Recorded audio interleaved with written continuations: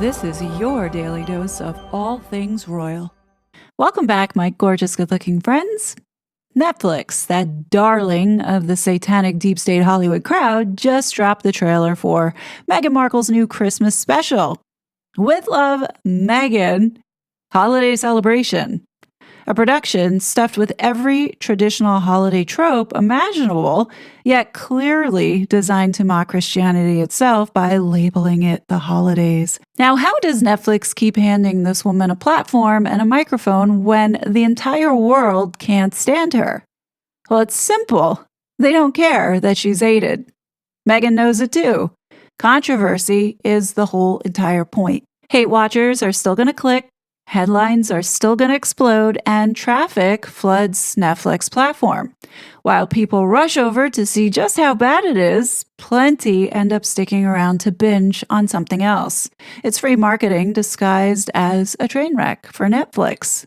By now, we should all know Meghan is a professional distractor, a chaos agent.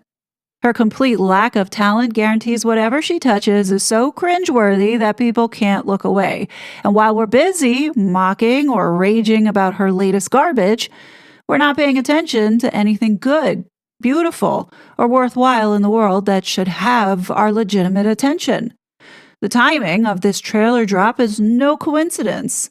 It landed the very same time the Prince and Princess of Wales shone at the Royal Variety Performance. The dark forces propping Meghan up are obsessed with tearing down tradition, family, faith, and anything that resembles decency. They deliberately piggyback on major royal moments, and we know this because it guarantees maximum attention and gives them another chance to remind the world that their chosen wrecking ball still exists, ready to smash whatever's left standing. And that's Meghan Markle for you. Yes, people are still talking, but by now, so many of us are just exhausted and simply see the game for what it is.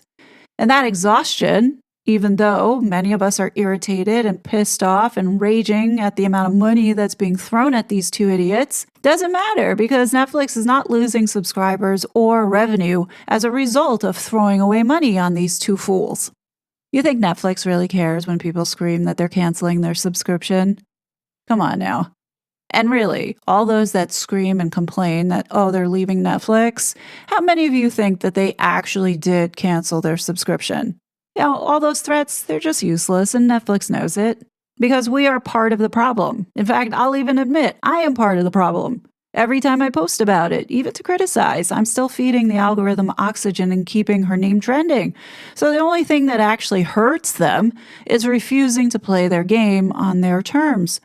I won't give them the easy outrage clicks they crave, but instead I will keep shining a light exactly where Netflix and Meghan don't want anyone looking. And I'm talking about things like money trails and the political associations, the things they hope that we're too exhausted to research or distracted to notice.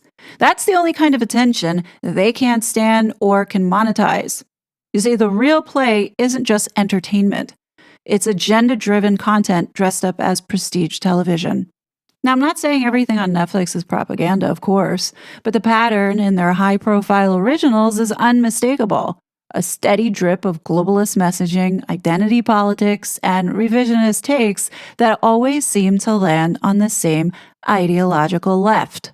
The board of directors speaks for itself. And it doesn't happen in a vacuum. The CIA has a long, well-documented history of cooperating with Hollywood, and yes, that includes Netflix, to shape narratives, offering script consultations, access to Langley, and technical advisors in exchange for friendlier portrayals. On top of that, USAID and other soft power funding channels have quietly flowed into certain documentaries and international co-productions that conveniently align with the former State Department priorities. I am willing to bet, and I've said this before, that Heart of Invictus has a little of that going on to support keeping Ukraine war going. So while no one's claiming every Netflix thumbnail is a psyops, the fingerprints of coordinated influence, cultural, political, and sometimes governmental, are all over the originals they push hardest. People notice. They're just tired of pointing it out. If Meghan and Harry are part of these influence campaigns, which we know they have been, then Netflix will not get rid of these two and will keep them around until the next election cycle. At that point, we most likely will see another leftist man-made crisis to which Harry and Meghan will jump on the bandwagon to start pushing. For now, this garbage being put out is to keep her name in the headlines and to essentially irritate people with the purposeful gaslighting.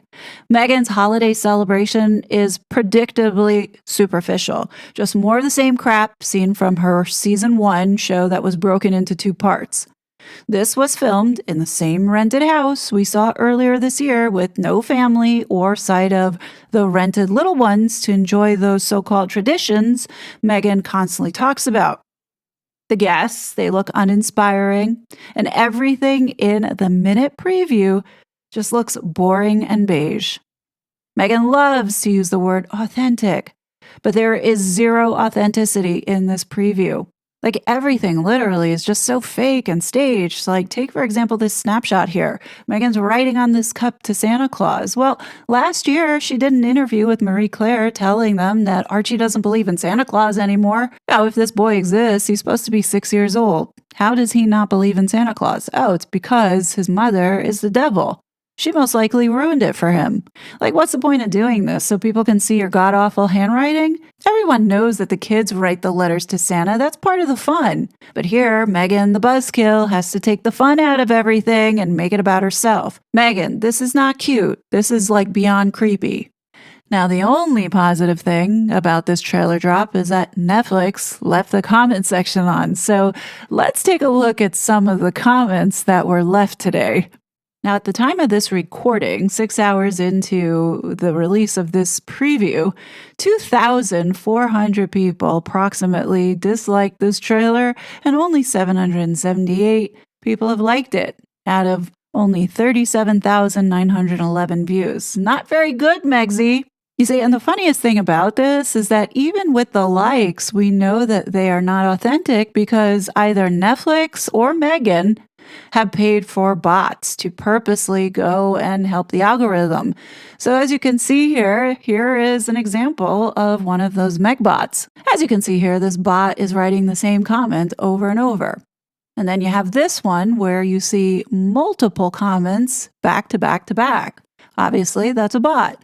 And they're pervasive throughout this comment section. So I'm not necessarily sure how Meghan has it set up where these bots are triggered for a certain amount of time and they just go in and comment one after the other. I guess Meghan's going to have to get more bots next time, if there is a next time.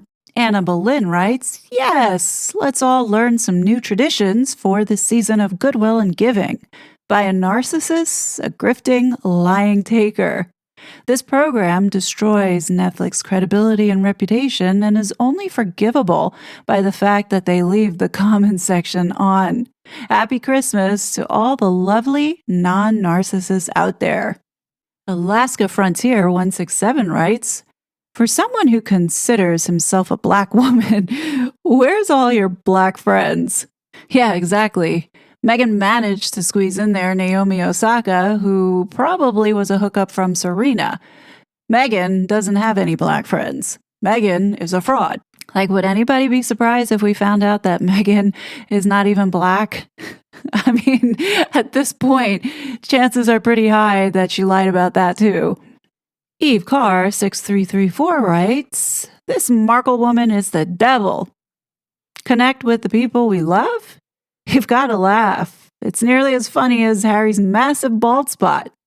Didn't Dimwit go after his brother, balding head, in the book Spare? The same brother who has been recently voted the sexiest man? That's right, has been. Karma is the B word. Meghan, please stop speeding your poison, especially at Christmas time. You're a fake and a failure. Give up. I heard your $68 candles don't come with wicks. Just stop. You're not a royal. You're not our Duchess. And we can't wait for Prince William to strip your titles. Happy Christmas. As ever, whatever, background music. Grifting around the Christmas tree. Sue D6221 writes, how on earth does this awful sociopath have a show? Well, the only answer I can give there is that sociopaths, sadistic ones, run Netflix. KCC 1956 writes, what can one say about this thing of a woman? Only that she's a narcissistic, psychopathic sociopath. In other words, a complete nut job. Lynn Gideon writes, she said in an interview her son doesn't believe in Santa. I assume by now the same holds true for her daughter. What magic is going on in that house? There are no family or friends for these people, and if she thinks beige Christmas is magical, she is delusional. Then Cashew writes, they believe in Satan, though. Their mother? Yeah, I think there's some truth to that. To Bless Corsican writes, oh God, here we go again. Netflix put a woman who has no family because she chooses not to talk to them in a Christmas special. They want us to believe this is the way Christmas should be? Has Netflix lost their mind? Of course, this is what Netflix wants. Don't you see what's happening all around us? The erosion and trying to remove Christianity and have you worship them? Hollywood is filled with these Satanists. And these Satanists just love their symbolism. So on December 25th, the birth of Christ, they just so happen to have their own little shindig celebration of being unconquered by superstition and consistent in the pursuit and sharing of knowledge. It's called Sol Invictus. So while we're celebrating Christmas, their holiday on December 25th is Sol Invictus. And this is their ugly-looking symbol to represent that. You know how they love their symbols. So do I think that this is a coincidence that Meghan whips up this so-called star bread that looks like the Sol Invictus? Nah, I don't. Yeah, there's a reason why Meghan doesn't say the word Christmas. I truly think that she will combust if she does. There was quite a bit of red symbolism in this 60 seconds. As Angelique Hammond 2996 points out, the red droplets into champagne was alarming. I hope Harry is okay. Tina Chapman 7822 writes, because nothing says a holiday season like basic bitch beige, blandness, and familial estrangement. Well said. Now, this user makes a very valid point. Emanuela Mariotti 9183 writes, if she had 2 children, she would have squeezed them like lemons to promote the Christmas holidays. In the past, some Hollywood stars have adopted children only and only for Christmas photo shoots. Joan Crawford. If there were children, a husband, and her house, it would not be plausible, but apparently possible. Just her. People there by chance, beige. Is she trying to destroy the spirit of Christmas? After having failed with the English crown?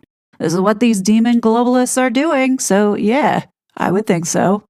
Mary Rebecca writes, I, too, think of renting a home far prettier than my own and decorating it for the holidays. Inviting strangers over to show them how amazing I am is truly what family is all about. All this does for Meghan is show how vacuous and empty her life is, truly. Spice XXX 4814 writes, this represents what's wrong in the world. I agree. She's only famous for the man she married. He's only famous for the family he's from. Not his fault, but using, abusing, and lying about that family is his fault. Finally, Netflix should be ashamed for lacking any integrity and throwing crazy amounts of cash at these grifters over talent. Hard pass. Yeah, Harry's no better. He's equally as demonic as Meghan. Both of them deserve each other. Spicy Not Nicey makes a really good comment here by saying worthless, unimaginative, amateur, and redundant, just like every other presentation from the Duchess of Delusion.